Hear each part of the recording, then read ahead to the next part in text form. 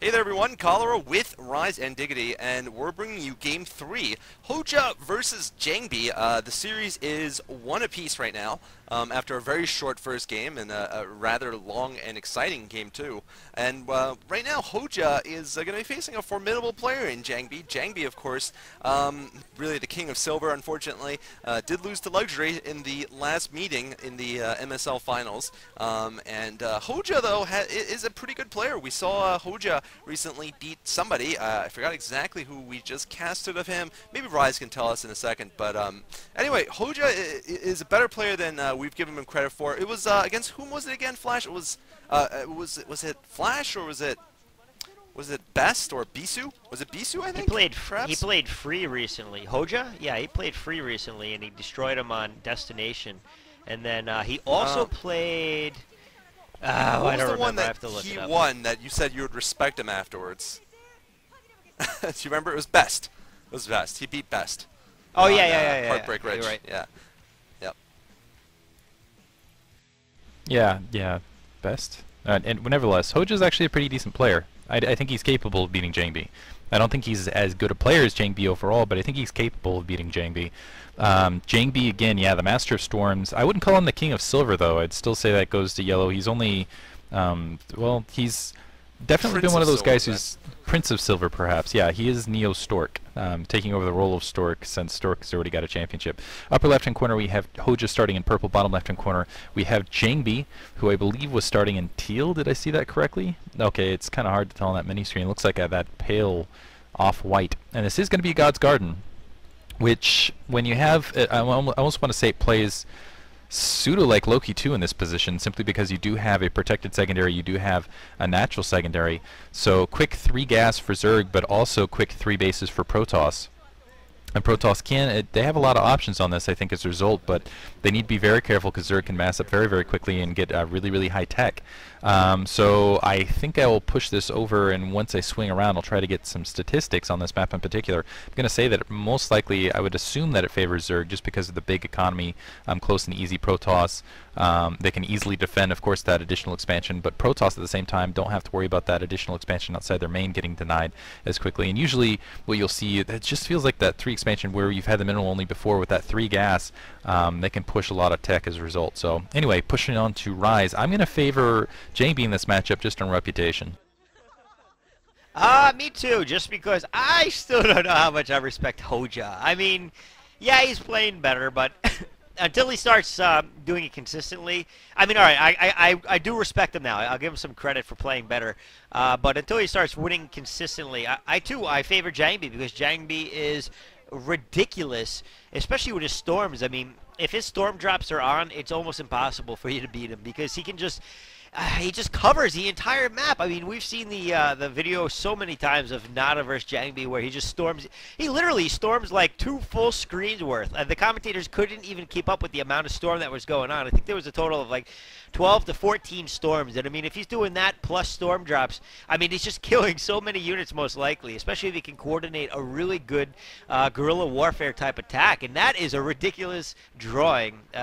Quite the artist out there. Looks like Jangbi going to try to delay Hoejja's expansion, but Hoejja is too clever for Jangbi, and he puts down a different one instead. So he's instead going to try to take out that probe and maybe even make him waste a pylon worth of minerals, or 30% of that if he cancels it, to stop Hoejja from putting down an expansion that he's not going to put down for a little while anyway, unless he goes for the double expand. And at this point, I think I saw the fact that Jangbi is doing a 1-base build with a 1 gate there, which is definitely a little different than what we. Well, actually, I've seen that on this map before.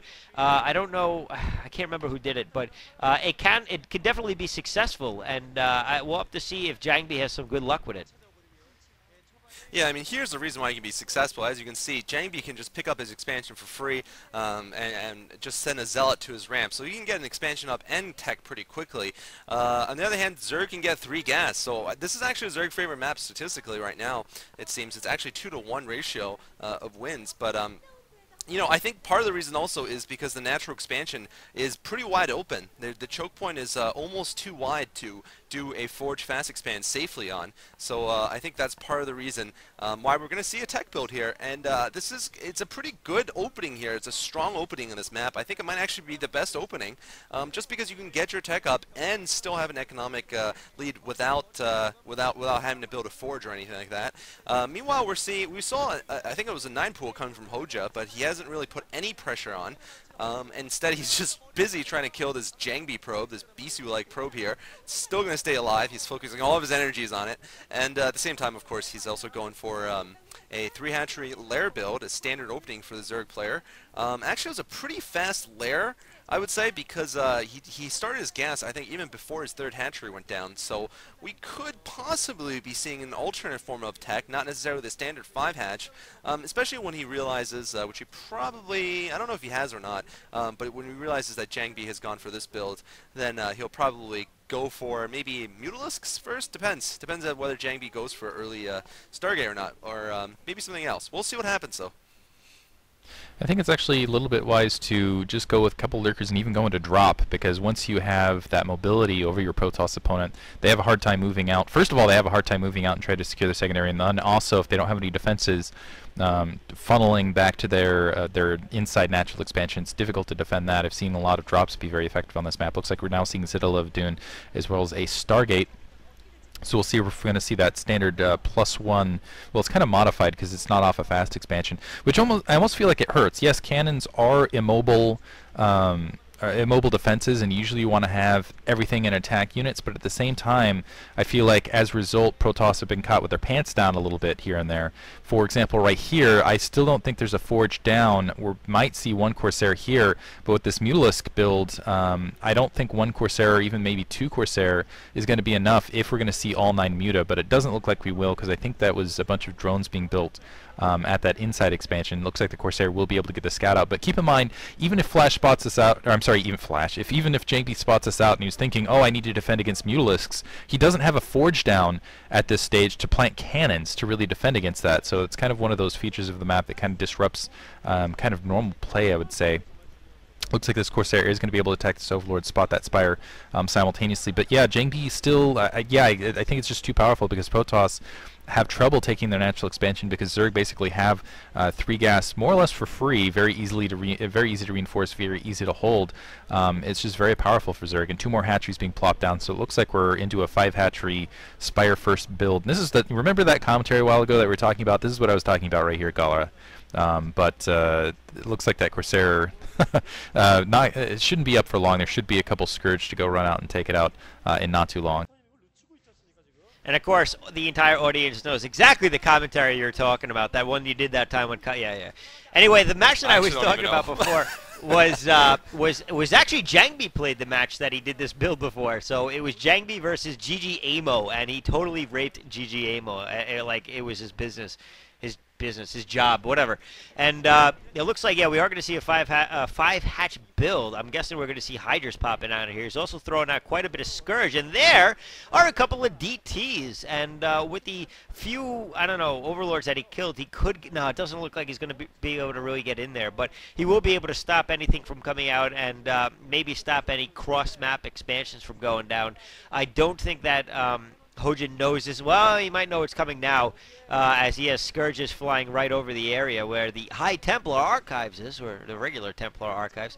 And yeah, he must have just spotted those DTs anyway, right outside of his base. But both players kind of just macroing up still at this point. It looks like Jangbi's got a couple of units, attack units, to take things out, and he's got a DT. Oh, it might be taken out, but those are still slow Overlords, so they won't actually be able to find anything. And Jangbi now, he's going to be on 3 bases, and 3-base Protoss is a dangerous foe to face when you only have 3 bases of your own and you're a Zerg player. So, and he's actually got a good number of Corsairs now, so I think he's actually going to be pretty good in terms of taking out any Scourge. I'm surprised we don't see a robotics facility anywhere, because a DT drop could definitely, and a Templar drop on the mineral lines could be very effective here. There's not very much defense at the back of the bases, and so Jangbi may be able to pull something like that off.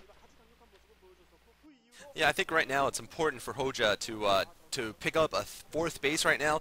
Definitely does not want to fall behind, and certainly this would be the timing, but Jangbi is prepared with at least 1 DT in the field. Yeah, there's that DT, although Hoejja, I think, knows about it, so he's going to kill it off. Maybe try to pick up the upper right, or maybe another expansion. The upper right, of course, is the expected expansion. Jangbi might even be putting that DT there to intercept, but it looks like, unfortunately, the Overlord does spot it, so it's probably going to get chased down. But right now, you know, Jangbi is picking up his third. Hoejja knows that the clock is ticking, basically, for him to put down 1 or 2 more expansions. In fact, 2 more would be ideal for him right now. Pick up the main and the natural of that upper left or something like upper right or something like that. But right now, it looks like he's content at staying in 3 base, which means that he needs to get an attack off. If he's gonna do this, then he better have some Hydralisks or something about to kill Jangbi, because there's no other way he can win this game. And you know, I think the clock is already ticking a little bit too far for Hoejja. He is gonna go and expand finally now and pick up his 4th, but you know, the three gas Protoss is almost unstoppable for Zerg players if the Protoss gets to have it for a little bit of time, because of just how many Templar they're going to be able to make and Archons and such. I'm actually worried about specifically Jangbi for a bit there, because I was thinking, well, that's Dark Templar, that's not going to be High Templar right there that he's producing, and so he might have some trouble if he doesn't have some Psystrom to deal with the 5 hatcheries that Hoejja had out. But Hoejja, instead of actually producing any troops out of that, looks like he's just been pumping a couple drones here. Now he's moving out with a decent sized force, but I think Jangbi has enough out in the field. But the Zealots are not speed upgraded, interestingly enough, which is going to make them extremely weak against any sort of attack force out in the field. He's going to have to really get lucky with some positioning here. Now it looks okay, their speed just kicked in. But also critically, keep in mind, no weapons won, and Hoejja is going to have the upgrade advantage over time. So Hoejja, it's not as critical as a result for him to get the expansion, to basically have as many expansion with that single lurker there. And a nice light, I like that. Oh, nice little blockade. You son of a bitch. He is going to be able, yeah, exactly. He's going to be able to turn that attack around. And now I think all Hoejja has to do is once the Zealots are kind of cleaned up out in the field, yeah, just set up with a contain, and he'll be okay. It looks like he's already teching to Hive.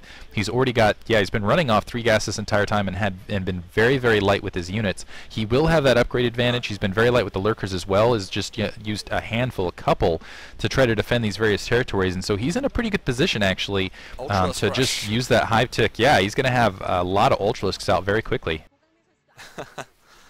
Well, that could be an exciting combination of units if he could pull it off before Jangbi just runs him over with the mass amount of Templar that he has out on the field. Looks like he is still able to take out all the Scourges, but we haven't actually seen any shuttle play yet, so I'm not really sure what he's doing with those Corsairs other than hunting down Overlords, which of course is a good thing to be doing, but really, Jangbi, I'm kind of surprised he doesn't have a shuttle. I'd love to see some drops going on. It looks like, yeah, that is what he's focusing on, is just taking out Overlords. But Hoejja actually doing a pretty good job of defending them, spreading them pretty well. So it's not like he can take out that many at a time. He actually just lost a Corsair there. So he's probably just trying to clear out the field so he's got better map control. But again, I mean, Hoejja, it's not that big of a loss in Overlord here and there. Annoying for sure, but not much of a big deal either. If he took out the Overlord of that expansion, now that would be something to do, and get a couple of DTs over there to really do some damage to the units and the base, maybe even take down the hatchery. But it doesn't look like he's looking to do that right now.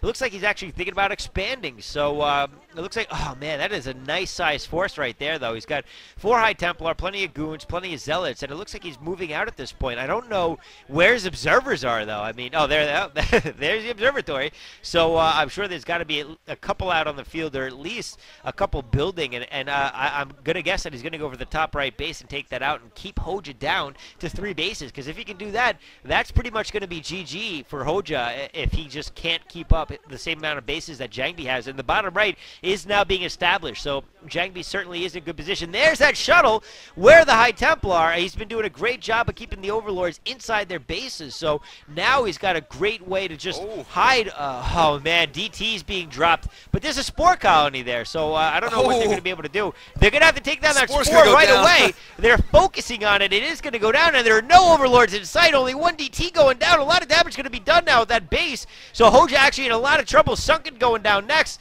and wow, I mean, Jangbi doing a very good job with those 4 DTs. Yeah, Jangbi is showing how to win in a pro game. It is to multitask. Everyone has a perfect build order. It's when the attacks come and who executes them better. That's when things, when things determine the game, basically. And here we're seeing, wow, Jangbi has isolated that base, that second base, and it's gone.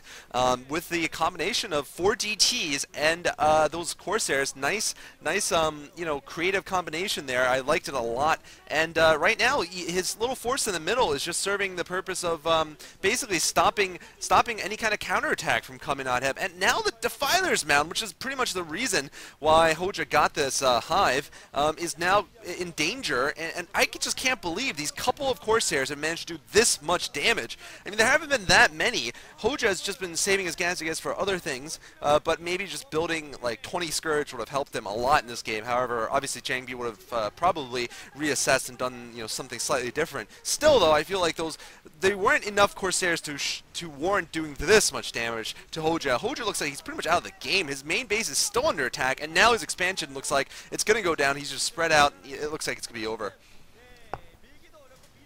Yeah, I don't think when Jangbi came into this game he was thinking, I'm going to build 4 Dark Templar and put them in a shuttle and that's how I'm going to win this game. I don't think that was his ultimate game plan. But wow, being the player that he is, that is exactly what is going to win him this game. He's completely emptied that protected expansion. He's completely emptied the hive. He's killed numerous overlords. Numerous overlords. Innumerable. That's what I was trying to say right there. Taking out the spawning pool, he's delayed tech. He's really taking control of this game with just strike force, just a little elite strike force. Now he has Hoejja contained. Hoejja cannot defend all of his bases, and he's in threat of getting completely run over here. Jangbi has the economic lead. He's still got those Corsairs up in the air. He's just been playing a fantastic game. The funny thing about Dark Swarm is it's like, hey, storm over here. It's almost like a great target for the Protoss player to go, oh my god, great storm on all of the, oh my god, he gets all the lurkers. All 4 of those lurkers go down to almost 2 health with those storms. I forget how much they actually go down, and maybe it's 15, whatever. And look at it, he's just going to roll over the rest of his base. I mean, I don't know if you guys caught it, but he had to rebuild that spawning pool, so he wasn't able to make lings to actually put in that Dark Swarm because of those 4 DTs. And I mean, now all the drones taken out. Look at the blood all over the place. And I mean, he's got an Archon at the front door, so nothing. You can see the anguish or the frustration, or I don't know what it is, on Hoejja's face.